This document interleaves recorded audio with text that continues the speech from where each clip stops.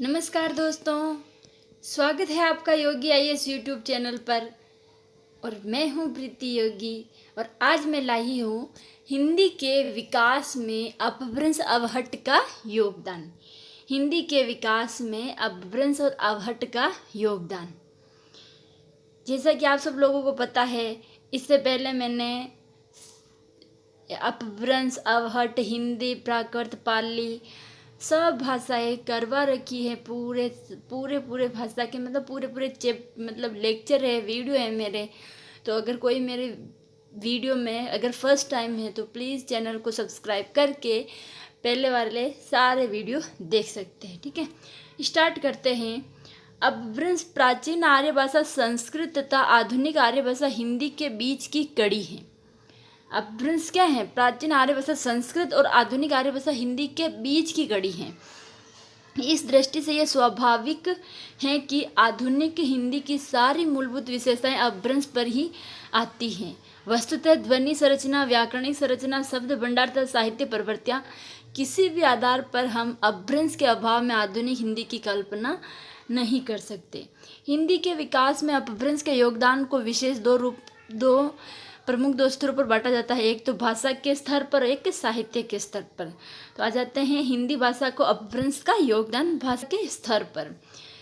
तो पहला है, इसमें क्या है? मूल प्रवृत्ति। किसी भी भाषा का विकास प्राय संयोगात्मक से वियोगात्मक रूप की ओर होता है। किसी भाषा का विकास संयोगात्मक से वियोगात्मक रूप की ओर होता है। संयोगात्मक भाषा में प्राय कारकीय विभक्तियां या प्रत्यय प्रातिपदिक में ही शामिल होते हैं, जबकि वियोगात्मक भाषा में ये सभी पक्ष अलग अलग होने लगते हैं। संस्कृत एक संयोगात्मक भाषा थी, जबकि हिंदी एक वियोगात्मक भाषा है। वियोगात्मक की यह प्रवृत्ति हिंदी को मूलतः अपभ्रंश से ही मिली है। फिर आ जाता है ध्वनि संरचना।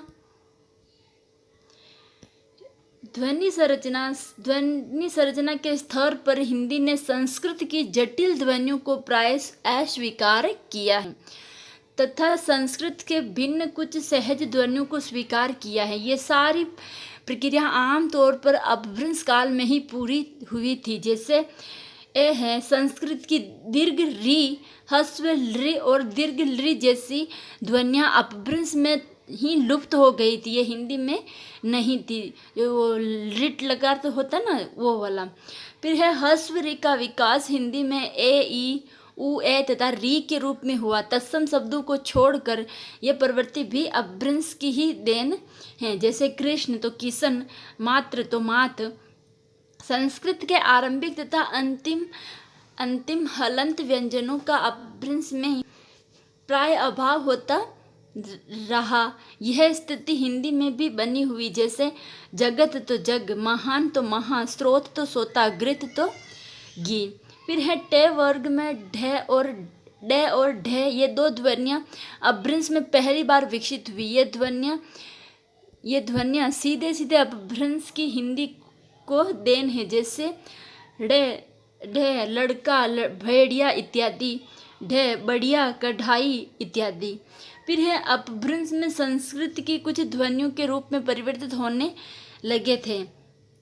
जैसे शे से, का से, क्षे का छे या फिर शे, त्रे का त इत्यादि। ये रूप आधुनिक हिंदी तक भी प्राय बने रहे। उदाहरण के लिए पक्ष पंख, मित्र मित, साक्षी साखी। फिर है नासिकीय व्यंजनों अंगे, ने, अणे, ने और पे के जटिल संयों को सरल बनाने के लिए अपभ्रंश में अनुस्वार के प्रयोग की परंपरा आरंभ हुई, जो आज तक चलती आई है। जैसे गंगा, गंगा, नीलकंठ, नीलकंठ, प्रत्यंचा, प्रत्यंचा। फिर है विसर्ग के लोप की जो प्रवृत्ति अपभ्रंश में दिखाई देती है, वह हिंदी में भी बनी रही। जैसे कि गुरु तो गुरु। फिर है संयुक्त व्यंजनों के परिवर्तित व्यंजन के द्वित्वीकरण तथा पुनः क्षतिपूर्वक दीर्घीकरण की प्रक्रिया में हिंदी के बहुत से शब्द अपभ्रंश ने निर्मित किए। जैसे अद्य तो अज, आज। फिर है कर्म, कम, काम। हिंदी के स्वरों में ए तथा ओय ध्वनियाँ मूलतः अपभ्रंश की ही देन है। अपभ्रंश से ये पहले ये ध्वनियाँ प्राय उपलब्ध नहीं होती थी। ठीक है, फिर आ जाता है अपन व्याकरणिक संरचना। व्याकरण के स्तर पर भी अपभ्रंश ने हिंदी के विकास में अत्यंत महत्वपूर्ण योगदान दिया है। इस योगदान का विश्लेषण निम्नलिखित बिंदुओं के माध्यम से किया जा सकता है।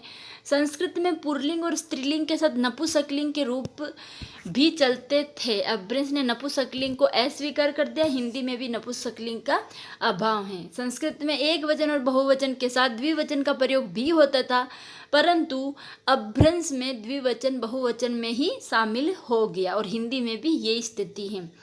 फिर है कारकीय रूप रचना की दृष्टि से अपभ्रंश का योगदान सबसे महत्वपूर्ण माना जाता है। इसमें निर्विभक्तिक पदों के प्रयोग के साथ साथ प्रसर्गों के प्रयोग की परंपरा शुरू हुई थी।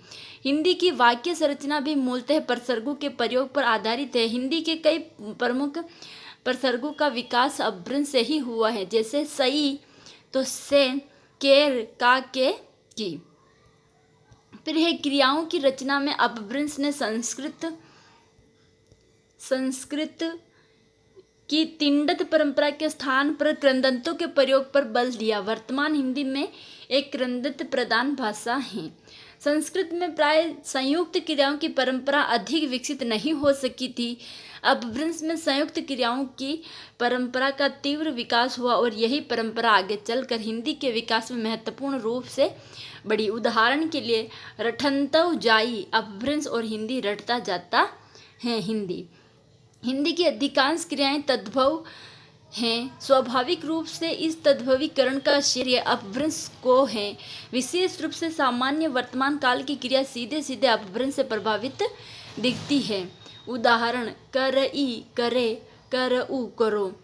हिंदी के अधिकांश सर्वनामों का विकास अपभ्रंश की परंपरा से ही हुआ है। उदाहरण के लिए मई में, तुई तू। फिर हिंदी के विशेषण भी सीधे सीधे अपभ्रंश से प्रभावित नजर आते हैं। विशेष रूप से यह बात सार्वनामिक विशेषणों तथा संख्यावाची विशेषणों पर लागू होती है। उदाहरण के लिए जईस जैसा, एक एक, अईस ऐसा, चहुगुण चौगुना। फिर है शब्द भंडार के स्तर पर भी अपभ्रंश ने हिंदी के विकास में अत्यधिक योगदान दिया है। इस संबंध में अपभ्रंश का योगदान 3 बिंदुओं पर देखा जा सकता है। 3 बिंदुओं पर, वो 3 बिंदु हैं।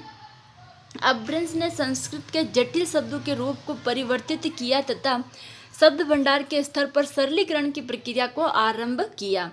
फिर सरलीकरण की प्रक्रिया का अनिवार्य परिणाम यह था कि हिंदी भाषा को तद्भव शब्दों का एक विशाल भंडार मिला। आज भी हिंदी अपनी मूल प्रकृति में तद्भव भाषा नजर आती है। इसके अधिकांश प्रचलित शब्द तद्भव ही हैं, जैसे कि काम, आज, हाथ, बाजार, दही, घी, मूर्त इत्यादि। देशी शब्दों का विकास भी अपभ्रंश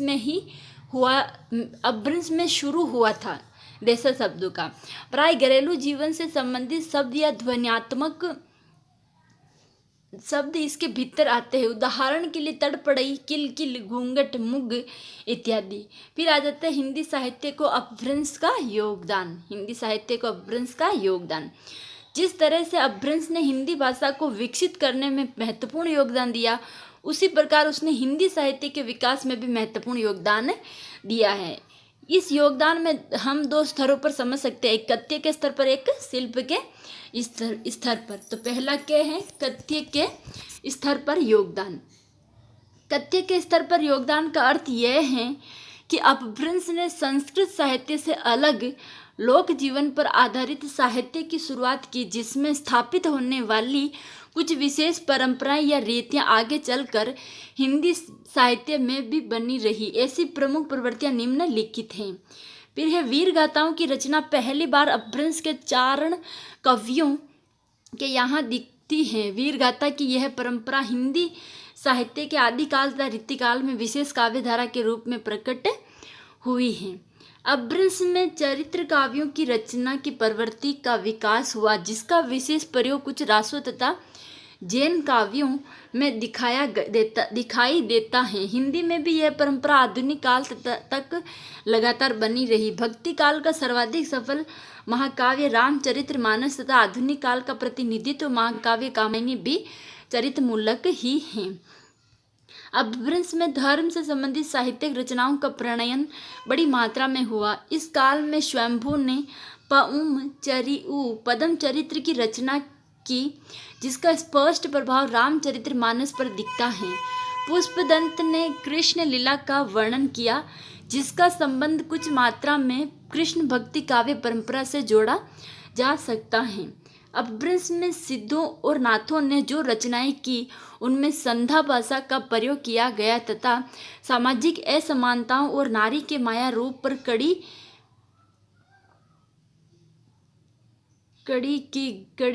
की गई। आश्चर्यजनक रूप से ठीक यही प्रवृत्तियां भक्ति काल के संत साहित्य में दिखाई देती हैं। अपभ्रंश में इन सभी परंपराओं के साथ साथ एक छोटी सी परंपरा लोक काव्य की भी चल रही थी, जिसमें संदेश रासक, बिसल देव, रासो आदि की रचना आती हैं। यह परंपरा किसी न किसी रूप में आज तक चली आ रही है। 15वीं शताब्दी में डोला मारूरा दुहा इसके एक विशेष उदाहरण के रूप में सामने आने वाली रचना है। फिर आते हैं शिल्प के स्तर पर योगदान। अपभ्रंश ने परवर्ती हिंदी साहित्य का न केवल संवेदना के स्तर पर बल्कि शिल्प के स्तर पर भी प्रभावित किया है। अपभ्रंश के शिल्प संबंधी योगदानों को बिंदुओं के माध्यम से समझा जा सकता है। पहला है, संस्कृत साहित्य में वर्णिक छंदों की बहुलता दिखाई देती थी, जबकि अपभ्रंश में पहली बार मात्रिक छंदों की शुरुआत हुई। इससे स्वाभाविक रूपों से तुकांत की परंपरा शुरू हुई। तब से आज तक हिंदी में मूल रूप से मात्रिक छंदों का ही प्रयोग होता आया है। अपभ्रंश के प्रमुख छंदों में गाहा, दूहा तथा छप्पई की चर्चा विशेष रूप से की जाती है। यह आश्चर्यजनक तथ्य है कि हिंदी के दो सर्वाधिक प्रचलित छंद दोहा तथा चौपाई मूलतः अपभ्रंश से ही हिंदी को मिले हैं। फिर है काव्य रूपों के स्तर पर भी हिंदी साहित्य पर अपभ्रंश का स्पष्ट प्रभाव परिलक्षित होता है। अपभ्रंश काल में प्रसिद्ध काव्य रूपों में रास, फाग, चांचरी, कुलक तथा पद महत्वपूर्ण हैं। इनमें से कई काव्य रूपों का अनुकरण बाद के कवियों ने किया है। कबीर ने साहित्य में चांचरी के कुछ उदाहरण मिलते हैं। इसी प्रकार तुलसीदास की रचना रामलला, नहछु पर फाग काव्य रूप का प्रभाव दिखता है। सुर और मीरा ने भक्ति काल के अन्य कवियों के साथ साथ अत्यधिक पदों की रचना की है। हिंदी साहित्य को अपभ्रंश का एक बड़ा योगदान काव्य रूढ़ियों के विकास से संबंधित। हिंदी साहित्य में जो काव्य रूढ़ियाँ सामान्यतः दिखाई देती है, उनका संबंध संस्कृत साहित्य से कम, अपभ्रंश साहित्य से अधिक। प्रबंध काव्य की शुरुआत में मंगलाचरण, दुर्जन निंदा और सज्जन प्रशंसा, मुक्तक काव्य में कवियों द्वारा अपना नाम प्रयोग करने की परंपरा तथा नखशिख वर्णन जैसी काव्य रूढ़ियाँ अपभ्रंश साहित्य में ही व्यापक रूप से प्रयुक्त होने लगी थी। फिर अपभ्रंश का एक और महत्वपूर्ण योगदान दोहा चौपाई की कड़वकबद्ध शैली विकसित करने में है। इसमें प्राय 7 चौपाई के बाद एक दोहा आता है। यह शैली भक्ति काल में जायसी और तुलसी जैसे महान कवियों के यहाँ भी मिलती हैं।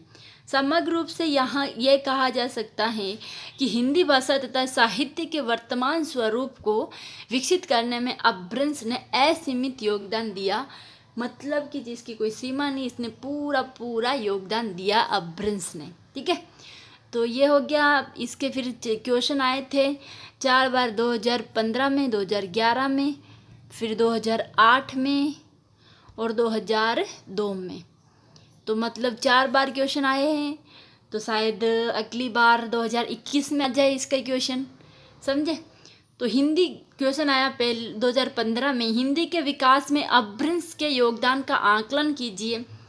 हिंदी के विकास में अपभ्रंश की भूमिका स्पष्ट कीजिए।